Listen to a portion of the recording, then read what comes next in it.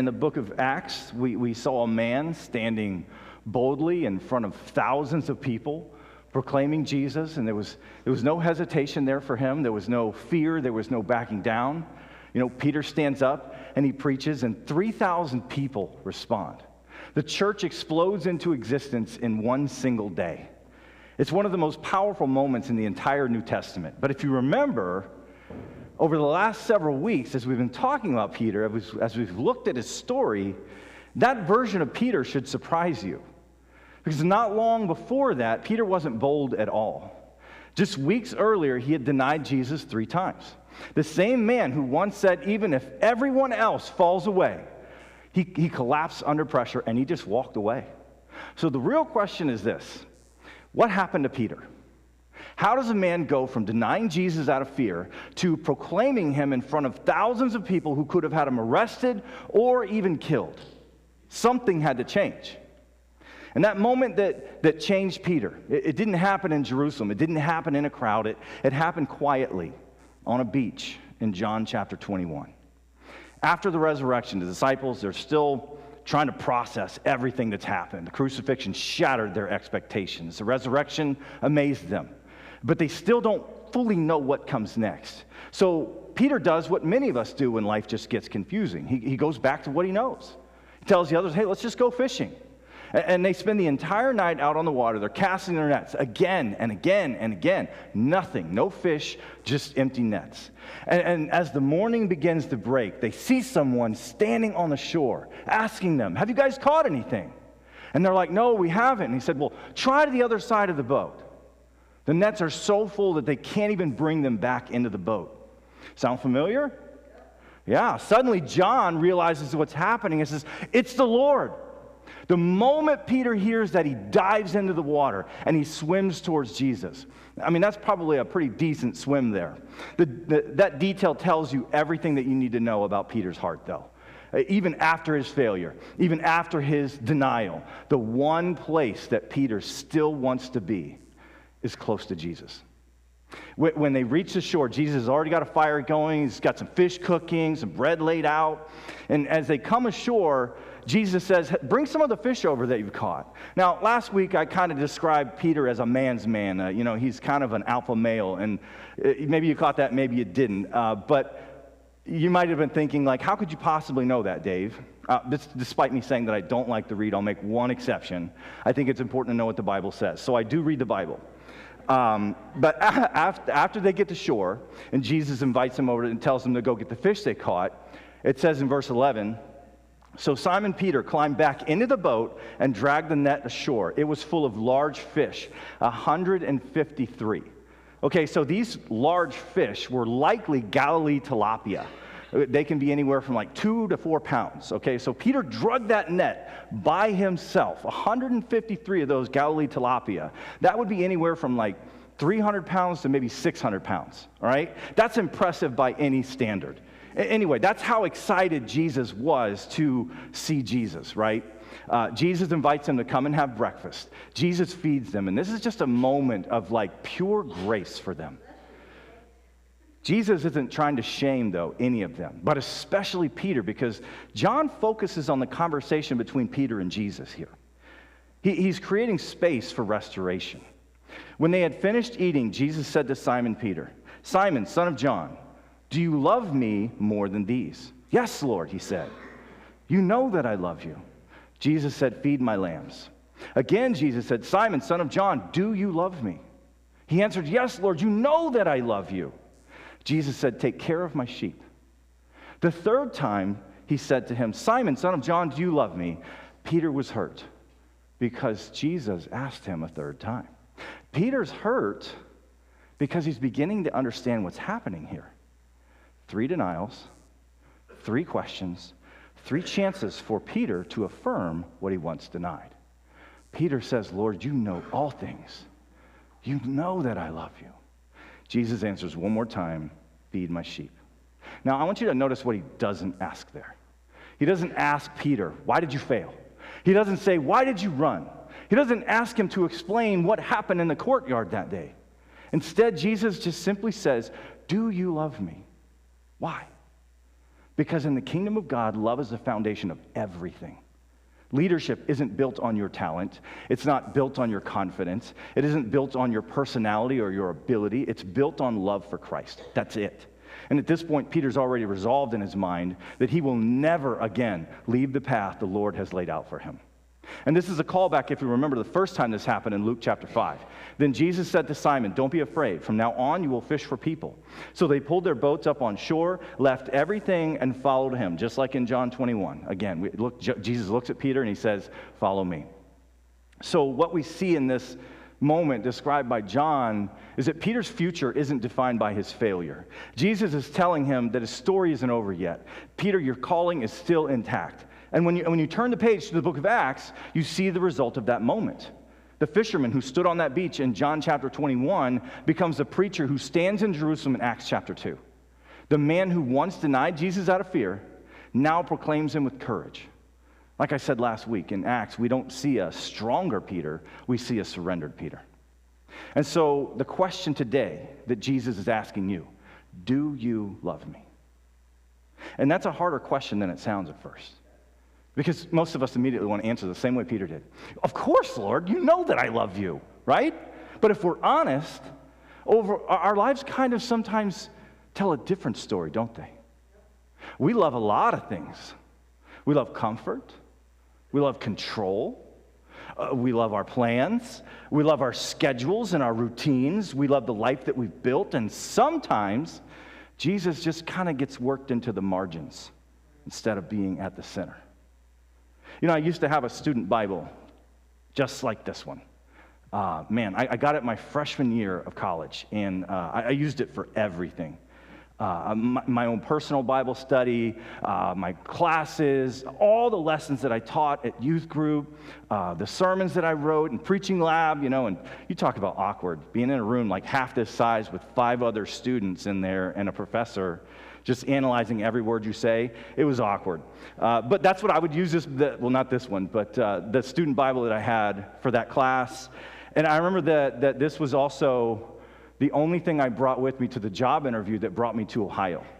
I'm sitting here 5 minutes before the sermon starts, and the preacher's sitting there, and he's like, "Do you got your sermon ready?" And I just looked at him like, "Oh no, I forgot it."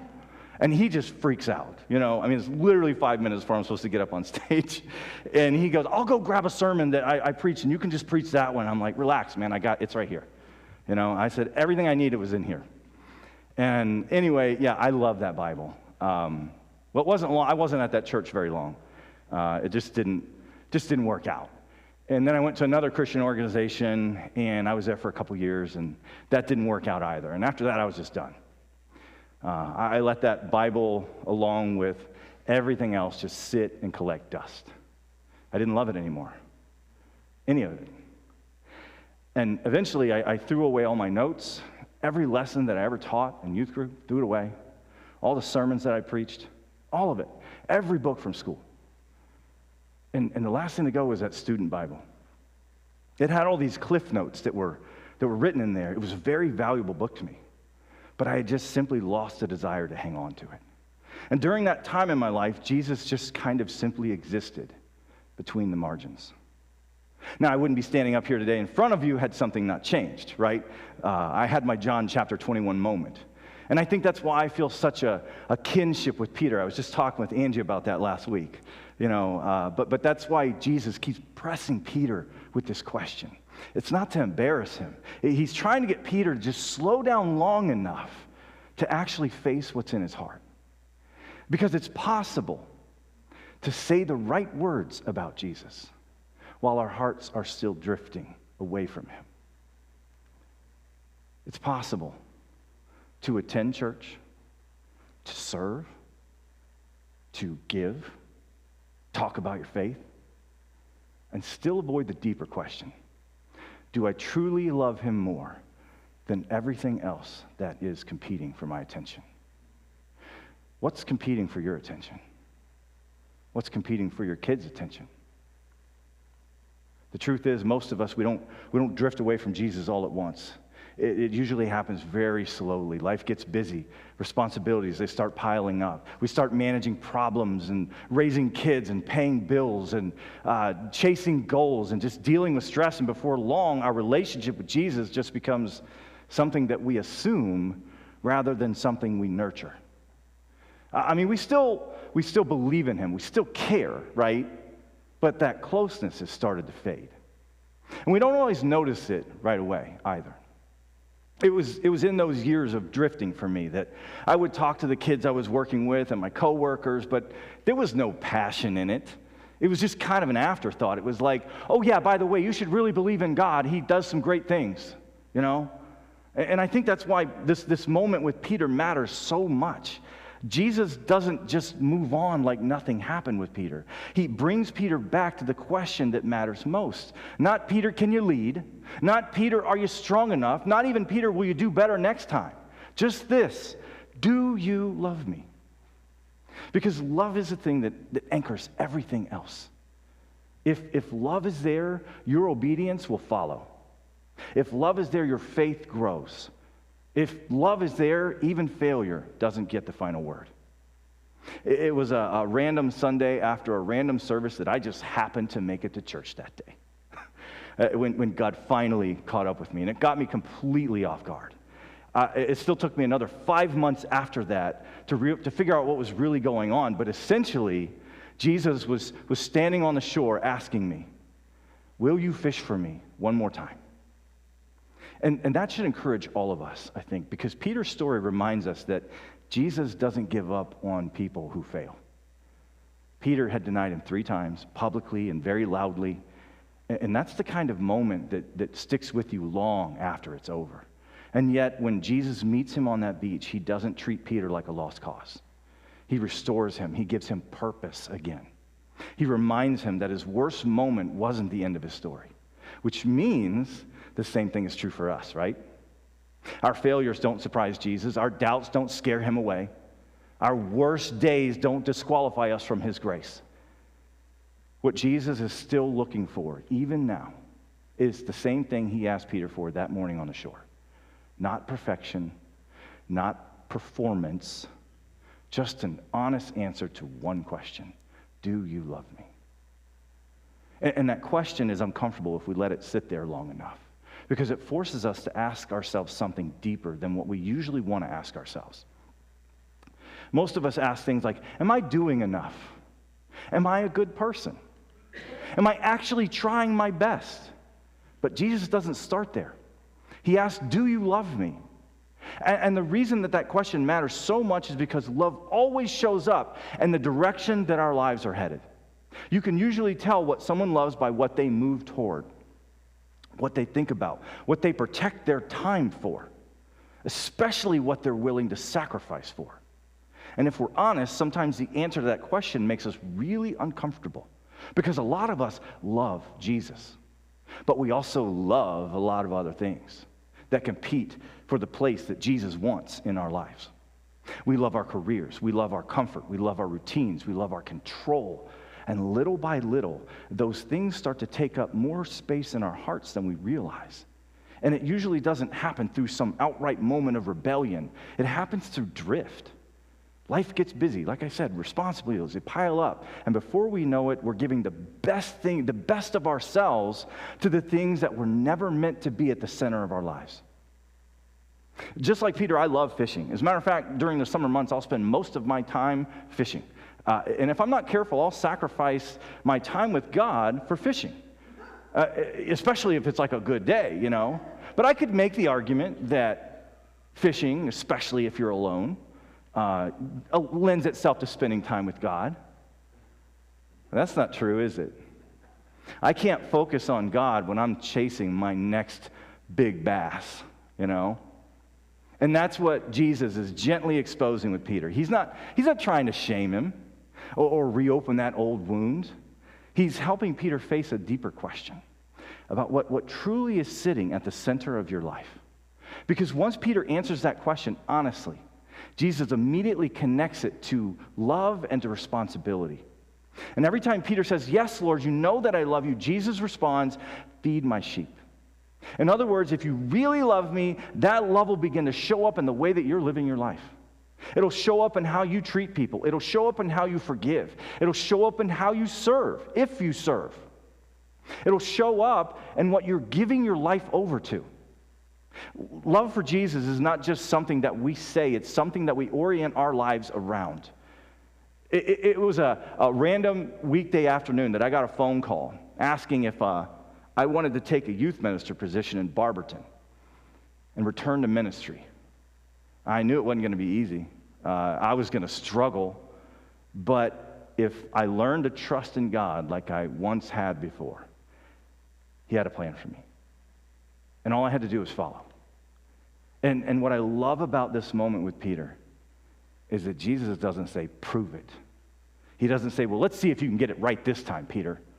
He simply gives him a direction. He says, feed my sheep. Take care of people. Serve, lead, love. Because when we graduate from the idea of loving Jesus, which, let's be honest, that's where most of us are. We love the idea of loving Jesus. When we graduate from that to actually loving Him, it naturally moves us outward towards others. It changes how we see people and how we respond to them.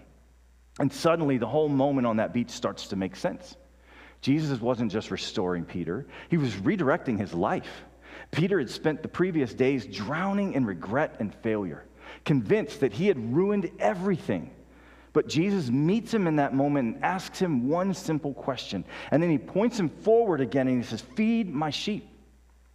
There's still work for you to do, Peter. There's still people that you need to care for.